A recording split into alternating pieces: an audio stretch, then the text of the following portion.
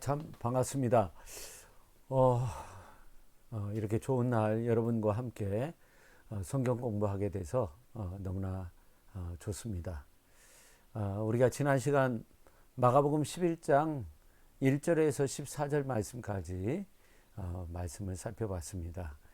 저도 이렇게 앞에 성경을 펴놓고 함께 공부를 합니다. 여러분들도 성경을 함께 펴놓으시면 큰 도움이 됩니다. 예수님께서 그 예루살렘 성에 입성하셔서 맨 처음 하신 일 가운데 하나가 무화과 나무 잎이 무성한 것을 보시고 열매를 찾으셨어요. 그 열매가 설익은 열매였습니다. 예수님이 상당히 시장하셨다고 그렇게 마가복음서 11장 12절에서 말씀하고 있죠. 배가 고프셨어요. 배가 고프니까 무화과 나무 열매라도 먹고자 했던 겁니다. 설 익은 것을 찾으셨는데 그것이 없으니까 이제 저주를 했어요.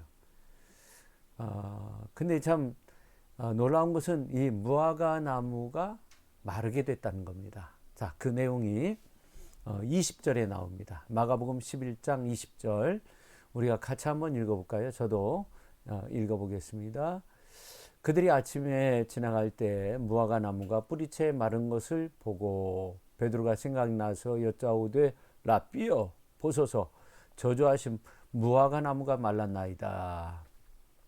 자, 그러니까 예수님께서 예루살렘 성에 입성하시고 나서 무화과 나무 잎이 무성한 것을 보시고 거기에서 열매를 찾으셨어요. 없으니까 저주하셨어요. 그 저주의 내용이 14절에 나오는데 이제부터 영원토록 사람이 내게서 열매를 따먹지 못하리라 그렇게 말씀하셨는데 실제로 이 무화과 나무가 뿌리채 말라버린 거예요. 물론 이제 그 날짜에 대해서 다시 말해서 예수님이 이 무화과 나무를 저주하신 그 날짜가 예수님께서 예루살렘 성에 입성하시고 그 다음 날이다. 뭐 그렇게 말하는 사람들도 있고 당일이다. 그렇게 말하는 사람들도 있는데 자, 이런 건 이제 나중에 생각하고요. 이것이 말랐다는 거예요. 무화과 나무가 말랐다는 거예요. 그래서 베드로가 저주하신 무화과 나무가 말랐나이다. 21절에 그렇게 말하고 있죠. 자, 그때 예수님께서 대답하십니다. 22절. 자, 대답하여 이르시되 하나님을 믿으라. 내가 진실로 너에게 이르노니 누구든지 이 산들어 들려 바다에 던져지라 하며 그 말하는 것이 이루어질 줄 믿고 마음에 의심하지 아니하면 그대로 되리라. 그러므로 내가 너에게 말하노니 무엇이든지 기도하고 구하는 것은 받은 줄로 믿으라. 그리하면 너에게 그대로 되리라. 서서 기도할 때 아무에게나 혐의가 있거든 용서하라. 그리하여 하늘에 계신 너희 아버지께서도 너희 허물을 사하여 주시리라 하시니라. 자, 예수님께서 예루살렘에 입성하셔서 자, 성전을 정화하시기 전에 무화과 나무를 저주하셨어요. 그것이 말랐어요. 자, 그때 베드로가 그 마른 무화과 나무를 보면서 예수님께 말했어요. 저주하신 무화과 나무가 말랐나이다. 근데 예수님은 그 무화과 나무가 마른 사실에 대해서 무엇으로 연결을 하고 있냐면 놀랍게 기도에 관한 말씀으로 연결을 시키고 있다는 겁니다. 여러분, 왜 예수님께서 무화과 나무의 열매가 없음으로 인해서 무화과 나무를 저주하셨을까? 뭐 무화과 나무가 무슨 죄가 있고 그랬을까? 그런 것은 아니라고 생각해요. 근데 이제 중요한 것은 예수님께서 이 설익은 무화과 나무를 찾으셨다는 거예요. 다시 말해서 완벽한 무화과 그 열매가 익는 그런 때가 아니라고 마가복음서 기자도 그렇게 말하고 있어요. 그러니까 설익은 무화과 나무. 자, 그런데 예수님이 입성하실 때 나귀 새끼 타고 입성하셨어요. 그러니까 뭔가 완벽하게 갖춰진 가운데서 예수님께서 입성하신 것이 아니라 참으로 참 연약한 나귀 새끼를 타고 입성하셨어요. 아마 양쪽 다리가 나귀 새끼에 올랐을 때 땅에 닿을 수도 있는 아주 연약한 나귀 새끼를 탄 거죠. 자, 이렇게 하나님께서 우리를 들어서 쓰시고자 할 때는 전부 다 갖춰진 어미 나귀가 아닌 아주 튼튼한 명마가 아닌 아주 연약한 모습으로 설 익었을지라도 그것을 찾으신다는 것을 예수님께서 우리에게 말씀하고 있는 거예요. 그러니까 우리가 연약할지라도 주님, 내가 여기 있습니다, 나를 써 주옵소서, 어떤 그런 자세가 되는 것이 중요한 것이지, 내가 아직 준비되어 있지 않습니다, 왜 나귀 새끼를 끌고 가는 거예요? 주가 쓰시겠다 하라 예수님 말씀하셨고, 제자들이 또 그렇게 실제적으로 말을 했을 때 그 주인이 그럼 그렇게 하라고 허락했던 것처럼 우리들도 열려진 어떤 마음으로 주의 길을 걷고 주의 영광을 위해서 살고 주의 말씀에 순종하면서 이제 우리가 그 사명의 길을 걸을 때 부족하지만 그래도 그 길을 끝까지 걸어가는 것이 중요합니다. 나귀 새끼처럼 그렇게 끝까지 정말 걸어가는 것이 중요하죠. 기드론 골짜기까지 내려가고 또 기드론 골짜기에서 다시금 그야말로 예루살렘 성으로 올라갈 때 그 나귀 새끼가 얼마나 힘들었겠어요. 굉장히 깊은 골짜기인데 쉽지 않은 골짜기예요. 제가 성지순례를 가보니까 그래도 끝까지 갔던 것처럼 우리가 설익은 무화과 나무와 같을지라도 하나님이 우리를 찾으실 때 우리는 아멘하고 순종할 수 있어야 한다는 거예요.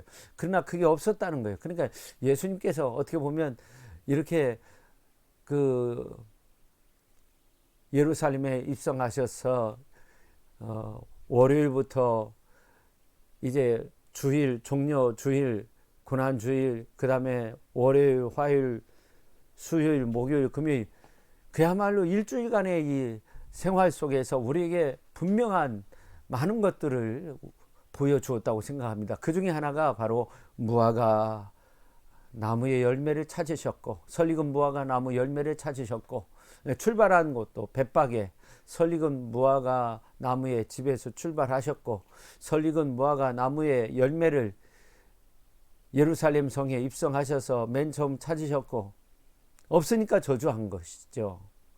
그러니까 우리가 부족하지만 주님, 나를 사용하여 주옵소서, 부족한 저를 찾으셨나이까, 그렇게 믿음으로 순종하며 나가는 것이 중요합니다. 그래서 저는 우리가 올 한 해를 지나면서 이 가정에서 예배를 드리는 것 참 중요하다고 생각합니다. 가정 예배도 드리고 또 큐티도 하고 하나님 말씀 늘 가까이 하면서 그렇게 지내는 것이 참 중요하다고 생각하는데, 우리 모두가 그렇게 아름다운 모습으로 주님의 말씀에 따라서 주님께서 원하시는 그러한 믿음의 길, 순례자의 길, 또 성도로서의 그 아름다운 모습을 걷는 저와 여러분 모두가 될 수 있기를 예수님의 이름으로 축원합니다.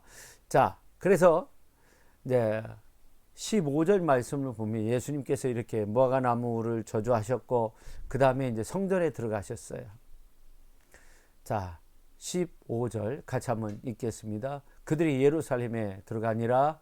예수께서 성전에 들어가서 성전 안에서 매매하는 자들을 내쫓으시며 돈 바꾸는 자들의 상과 비둘기 파는 자들의 의자를 둘러 엎으시며 아무나 물건을 가지고 성전 안으로 지나다님을 허락하지 아니하시고, 예수님께서 가르쳐서 이르시되, 자, 성전을 정화하셨어요. 매매하는 자들을 다 내쫓았어요. 비둘기 파는 자들 의자를 다 둘러 엎으셨어요. 그야말로 이 복음서에 있는 말씀 가운데 보면 예수님께서 채찍을 만드셔 가지고 이제 매매하는 상을 엎어버리고, 그리고 매매하는 사람들을 다 내쫓아버리고, 그리고 예수님께서 하신 일이 있어요. 17절, 이에 가르쳐 이르시되, 가르치셨다는 것이 중요한 겁니다. 가르치셨다는 거예요. 그냥 말씀하시되 이런 것이 아니에요. 가르치셨어요. 아주 분명한 것을 가르치셨어요. 자, 그 내용이 17절에 나옵니다. 같이 읽겠습니다. 자, 기록된 바 내 집은 만민이 기도하는 집이라 칭함을 받으리라 하지 아니하였느냐. 너희는 강도의 소굴을 만들었도다. 그렇게 말씀하고 있어요. 자, 내 집은 만민이 기도하는 집이라는 거예요. 칭함을 받으리라 하지 아니하였느냐. 그런데 이 강도의 소굴을 만들었다고 그렇게 말하고 있어요. 강도의 구려를 만들었다. 강도의 굴을 만들었다는 거예요. 그러니까 우리가 이 성전에 나와서 하나님 앞에 기도하는 것이 참 중요한 일이고, 기도하는 일에는 우리가 앞장서야 돼요. 중보 기도에 우리가 앞장서야 되고, 우리가 찬양과 기도하는 일, 또 거룩한 주일에 교회 나와 예배하며 기도하는 일, 이게 하나님께서 기뻐 받으시는 산 제사의 모습이 되는 줄로 우리가 알아야 되는 거죠. 믿으시기를 바랍니다. 여러분, 교회 나와서 기도하는 것이 중요한 일이죠. 자, 그래서 이 성전을 다 정화시키고 매매하는 과정 속에서 이제 많은 이익을 얻었던 그러한 대제사장들, 그 당시의 서기관들, 종교 지도자들, 이런 사람들이 예수님께서 하신 일을 다 듣고 18절에 보면 예수를 어떻게 죽일까 서로 의논하게 되었습니다. 머리를 짜냈습니다. 그런데 이는 무리가 다 그의 교훈을 놀랍게 여기면 그를 두려워하였다고 그렇게 말씀하고 있습니다. 그리고 날이 저물매 그들이 성 밖으로 나가더라. 그렇게 말씀하고 있어요. 그러니까 예수님께서 이제 제자들과 함께 예루살렘 성 밖으로 나가신 거예요. 그러니까 하루가 흐른 것이죠. 그리고 이제 아침에 되었을 때 앞에서 말씀드린 대로 이 무화과 나무가 마른 그 모습을 베드로가 보고 이야기했을 때 예수님께서 다시금 기도로 연결을 시키고 있는 거예요. 그러니까 예수님께서 첫째 날과 둘째 날, 고난주간 첫째 날과 둘째 날, 그 삶의 모습이 잘 연결되고 있는 거 아닙니까? 첫째 날, 내 집은 만민이 기도하는 집이다. 성전은 기도하는 집이다. 둘째 날, 마른 무화과 나무를 보고 베드로가 저주하신 무화과 나무가 말랐다고 했을 때 내가 진실로 너에게 이르노니 누구든지 이 산더러 들리어 바다에 던져지라 하며 그 말하는 것이 이루어질 줄 믿고 마음에 의심하지 아니하면 그대로 되리라. 그러므로 내가 너에게 말하노니 무엇이든지 기도하고 구하는 것은 받은 줄로 믿으라. 그리하면 너에게 그대로 되리라. 이 기도에 관한 그 놀라운 말씀을 하시고 있는데, 기도에서 빼놓지 말아야 할 것을 또 25절에서 말씀하고 있어요. 서서 기도할 때 아무에게나 혐의가 있거든 용서하라. 용서해 주어라. 그리하여 하늘에 계신 너희 아버지께서도 너희 허물을 사하여 주시리라 하시니라. 용서하고 품는 것이 중요해요. 그래서 26절에 있는 말씀을 보면 없음 그렇게 나와 있는데, 근데 어떤 사본에는 너희가 용서하지 아니하면 하늘에 계신 너희 아버지도 너희 허물을 사하지 아니하시리라. 그렇게 기록되어 있다고 다른 사본에는 그렇게 나옵니다. 그래서 예수님은 이렇게 기도하는 집이다. 그리고 무화과 나무가 마른 뿌리채 마른 것을 보면서도 그것을 기도와 연결시키고 있는 것입니다. 그리고 예수님께서 이제 종려주일에 예루살렘 성에 입성하실 때 이 마가 기자는 벳박에 베다니에서부터 출발했다고 그렇게 성경은 기록하고 있는데, 이제 특별히 이제 마가복음서에 있는 11장 1절에 보면 감난산 벳박에 그렇게 말하고 있죠. 벳박에로부터 출발했다고 그렇게 말하고 있는데, 벳박에는 뭐예요? 설익은 무화과 나무의 집이에요. 그리고 그 이튿날 예수님께서 설익은 무화과 나무의 열매를 찾으셨는데 없었어요. 그래서 저주하셨어요. 무화과 나무를 향해서 저주하셨어요. 하셨어요. 그러니까 예수님께서 종려주일과 그리고 그 다음 날을 연결시켜서 행동하시고 말씀하시고 그 중요한 사실, 이제 예수님이 어린 나귀 새끼를 탔던 것처럼 이제 그야말로 예수님을 따르는 모든 사람들이 비록 연약할지라도 예수님을 끝까지 섬기면서 어린 나귀 새끼처럼 설리고 무화과나무와 같이 연약한 모습이지만 우리가 열매를 얻기 위해서 힘쓰는 그런 모습으로 하나님 앞에 기도하면서 살아야 할 것을 말씀하고 있어요. 그래서 종려주일, 그리고 월요일, 그리고 이제 월요일 날과 그 다음날 이렇게 연결되죠. 그래서 설익은 무화과나무와 벳바게와 설익은 무화과나무 열매, 그리고 이제 성전을 정화시키고 기도하는 집이다 말씀하셨는데, 이제 예수님께서 또 기도에 관한 이러한 말씀을 하심으로써 이게 잘 연결이 되고 있음을 우리가 알 수 있습니다. 그래서 기도에서 중요한 것은 무엇입니까? 바로 용서입니다. 마지막으로 한 가지 이야기를 하고 마치려고 합니다. 어떤 이야기냐면 용서에 관한 그러한 이야기입니다.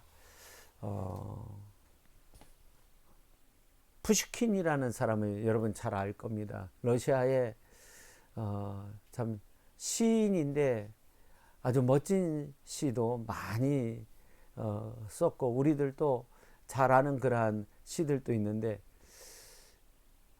하루는 이제 어느 청년에 의해서 자기 아내가 이제 성폭행을 당한 거예요. 그래서 이 푸시킨은 그 사람이 누군가를 알고 있었어요.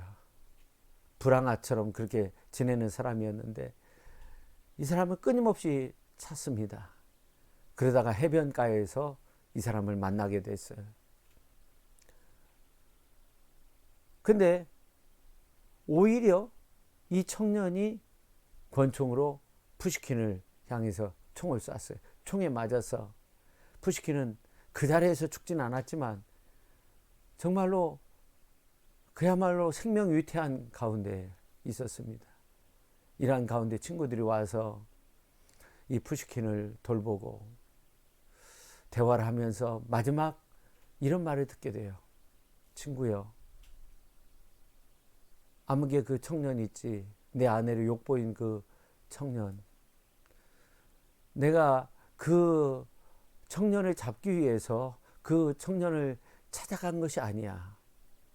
나는 이미 그 청년을 다 용서했어. 그리고 지금 내가 마지막 숨을 내쉬고 있는데 지금 내 마음의 상태는 너무나 편안해. 내가 혹시 죽더라도 원수를 갚으려고 하지 마. 그 사람을 찾아서 처단하려고 하지 말라는 거예요. 나는 이미 그 사람을 다 용서했다는 거예요. 그 사람을 용서했기 때문에 그 사람을 찾아갔다는 거죠. 참 놀라운 용서의 그러한 내용 아닙니까? 오늘 이제 25절에 보면 서서 기도할 때 아무개나 혐의가 있거든 용서하라. 그리하여 하늘에 계신 너희 아버지께서도 너희 허물을 사하여 주시리라. 그렇게 말씀하고 있습니다.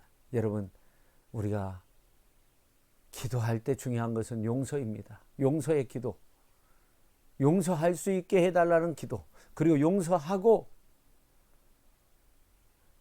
내 죄도 하나님 앞에 용서함을 구하고 용서함 받기를 원하고 그렇게 믿고 기도할 때